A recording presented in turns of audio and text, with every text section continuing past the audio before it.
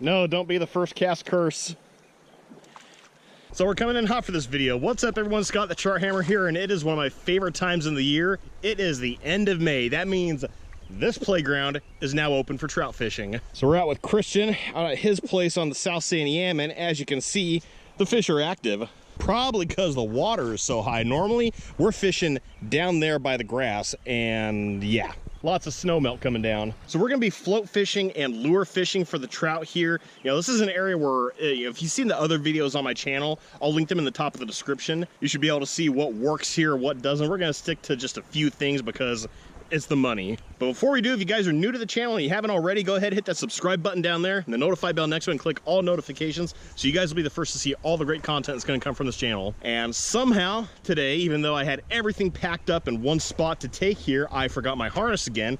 But it's okay because we got the waders, and as history has shown somehow on this channel, good things happen when I forget the harness.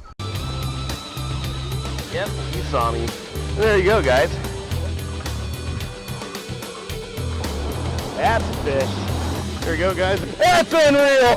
Oh, this is such an awesome looking fish. Oh, yeah! All right, guys, check that out. First, I'll get you guys all situated in the waders. Yeah, that should be plenty good. So let's grab a couple of lures to take out there with us so we don't have to take multiple trips back to the bank. Yeah, I think that's it. Little tasty goo with us. So here's the new casting rig I've switched to. It's the 9-foot Fenwick Eagle medium action rod. This thing will throw up to a 1-ounce lure paired up with a size 30 Fluger Trion with 30-pound braid as a main line, and this braid is the Power Pro Super Slick. Now this stuff feels like mono. This doesn't feel like braid. I'm so satisfied with the way this stuff performs. I'm actually seriously considering switching all my lines, or all the reels that I use braid to fish with, to this stuff. And then 12-pound fluorocarbon leader. I'm gonna start off here with a size 5 Blue Fox. If Christian doesn't catch all the fish before I get out here. Take a step, slide 3 feet. Yeah, I'm barely putting effort into casting this thing. I'm loving this new rig. You know, I still got to christen this rod with a fish catch. I took this rod out last week with the guys from Northwest Open Season. Still haven't caught a fish on it. This current, I'm already switching to a Kastmaster. I'm gonna try the new one that has the horse tail on the end by the hook. This is what fish felt back in the prehistoric when dinosaurs were walking through the water. Just like a couple of big ogres stumbling through the water. Christian, I didn't actually throw that. All I did was drop the tip of my rod and I almost hit the other bank. And this is a smaller Kastmaster on this 9-foot rod. I love Kastmasters. Yeah, kind of makes you wish you could go back in time and clear out G.I. Joes of their Kastmasters before they went under.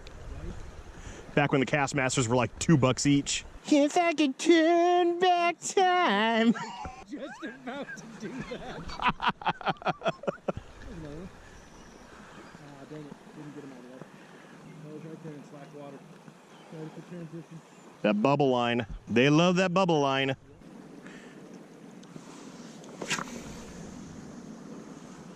Another benefit of this 9-foot rod, I can fish behind you and not worry about hitting you with my treble hook. I appreciate that. You like a good hookup, just not this guy. No, I think I hit a rock. Apparently you caught all the fish. Bloop. Is this social distancing? I don't know. Switching it up? Yeah, I'm just switching the one that doesn't have the horsetail. Well, I'm gonna give this like 5 more casts, and I'm gonna switch to a bobber. We might have lazy fish, because you caught both of yours in the lazy section of the river. I don't have any little beads in here. Really? They should come with at least 2. They're really tiny. They're this big. But yeah, there's 0 things in here. Ah, you got some defective float packaging. Brought my own. Yeah. They're a little on the big side, but... Yeah, well, yeah, the idea is the knot doesn't stop the float, it stops the bead that stops the float. Load. Well, first you want to take the tube off of the bait stop. Oh, that's right. Yeah. Otherwise, that'll be... Yeah. Pain in the nards, though. And you know, Wolfman's got nards. And float. Float. Second bead. And then, do you have a drift weight? I think I grabbed one. I think all I had was one. Yeah, I have a 5/8 ounce. Perfect. You want the weight to be no heavier than the float. I fished a 1 ounce weight with a 5/8 ounce float, and it does float, but I mean the float's struggling. You know, you want the chartreuse line to be above the water too. Now what? Then your line. And about what size? I've got 15. 15 should be fine. Yeah, I got 15 and 20. Yeah, don't use the 20. 20 would be too heavy. That's kind of what my thought was. So what about, you got about what, 3 feet? I got about 3 feet, but mine might be too long. Like, I'll see after a couple casts if I'm going to cut mine short. You can always cut it shorter and retie. Yeah. And then your jig.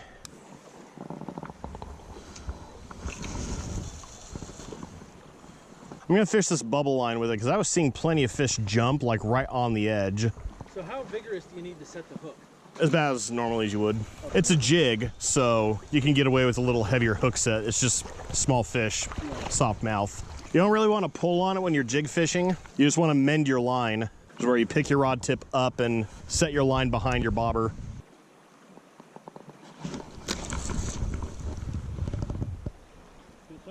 My bobber drug down, but I stood in the area a few minutes ago. I know how deep it is.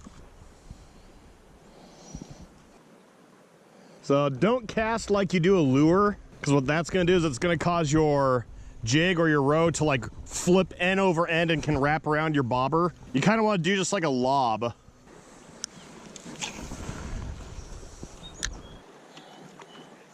So I've seen like 4 fish jump. None of them can be bigger than 5 inches. Oh, Stop! I didn't even see it. Like, I did not even feel this thing. I'm just barely reeling in. Yep, cutthroat. Yep. I barely got him on top of the hook too. There you go, everybody. Bye-bye.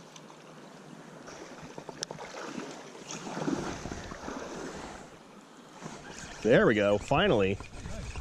Oh, came off. Okay, good to know with this rod. Don't cross the fish's eyes when you set the hook. One of those 5-inchers I've been seeing jump. Unless it's a pike minnow. I launched that fish out of the water when I set the hook.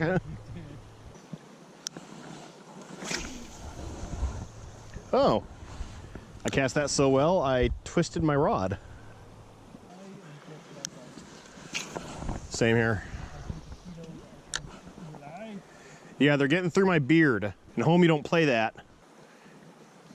Well, I'm going to start fishing like I've been fishing for stock trout with the Kastmaster. Apparently that's the only way I'm going to catch trout this year.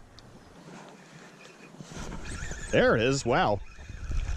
That was on a pause. Yeah, I was wiping a mosquito away from my face.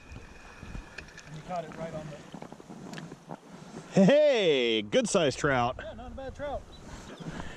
Stop it. You've got teeth. No. You're making it worse for yourself.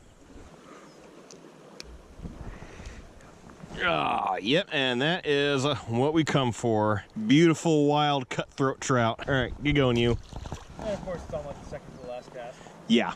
Like I said, that time I was wiping a mosquito away from my face. So I was on that pause, it bit. Hi. Hi.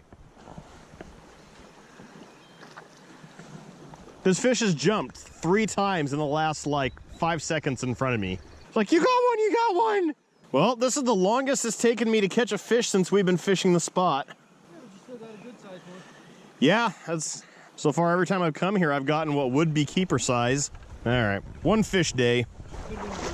Yeah, could have continued to be a no fish day. I will not complain catching that's about a 12-incher.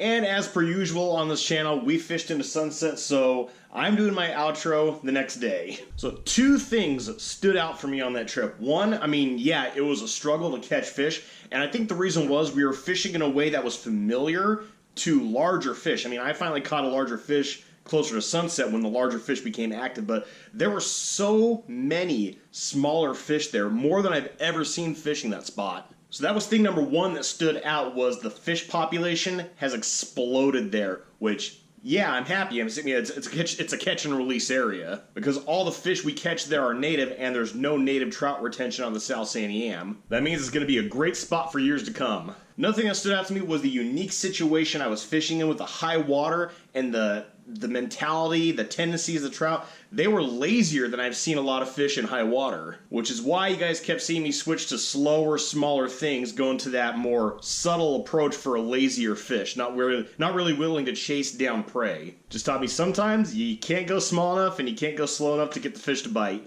I'm actually headed off right now to go fish for a species that I've neglected this year. Now that the rivers are in the spot they are, I think now's the time to start fishing for them. So stay tuned if you guys want to see that video. So if you guys don't want to miss that video, and if you guys are new to the channel and you haven't already, click that subscribe button down there and the notify bell next to it. Click all notifications so you guys will be the first to see all the great content that's going to come from this channel. And I want to know what you guys thought down in the comments below. And check out my channel page. I've got tons of playlists set up for you guys. I hope you guys navigate all in the name of learning and loving fishing. But other than that, thank you guys so much for watching, and as always, tips up, tight lines, and have fun fishing.